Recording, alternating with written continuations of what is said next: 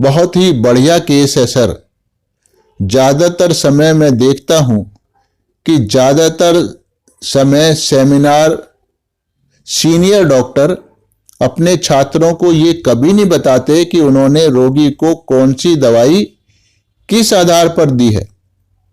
सिर्फ बहुत ही सतही यानी सुपरफिशियल जानकारी ही देते हैं।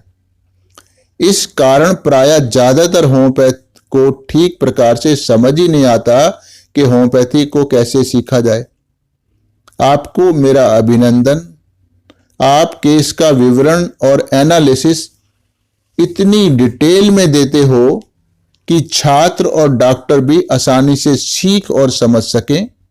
आपका बहुत बहुत धन्यवाद। मुझे आपके द्वारा बनाए गए अगले वीडियो का इंतजार है।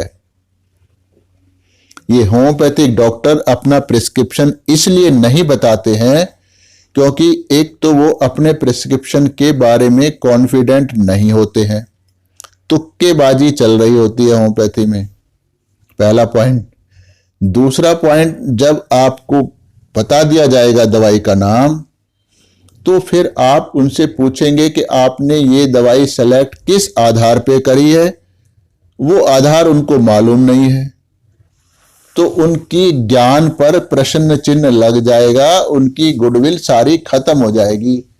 तो ये तो ऐसा ही हो गया कि वो कमजोर हैं और अपनी कमजोरी को छुपाकर महान दिखने का नाटक कर रहे हैं। तो ये डरा हुआ होम्योपैथ कैसे आपको बताएगा कि ये प्रिस्क्रिप्शन है। अगर आपका प्रिस्क्रिप्शन सटीक है, आपको समझ है कि मैंने अपने इस रोगी के लिए इस दवाई का चुनाव इस आधार पर किया है, तो फिर बड़ी आसानी से आप दूसरे को समझा सकते हो। तो उनको जब खुद ही समझ नहीं होती है तो अगर आपको नाम भी दवाई का बता देंगे तो वो आपको समझा नहीं पाएंगे कि क्यों दिया, क्योंकि वो तुक्के से दिया है।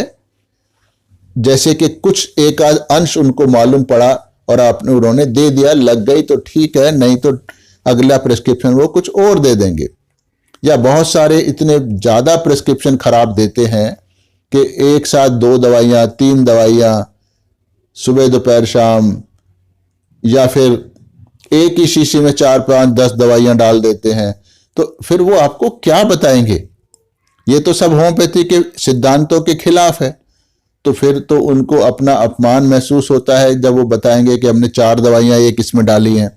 तो इसलिए ये लोग अपना होम्योपैथी का प्रिस्क्रिप्शन नहीं बताते हैं, क्योंकि वो प्रिंसिपल होम्योपैथी के अगेंस्ट होता है वो प्रिस्क्रिप्शन, और उनको खुद नहीं पता होता कि हम ये क्या कर रहे हैं। तो ये ही होम्योपैथी की वास्तविकता है।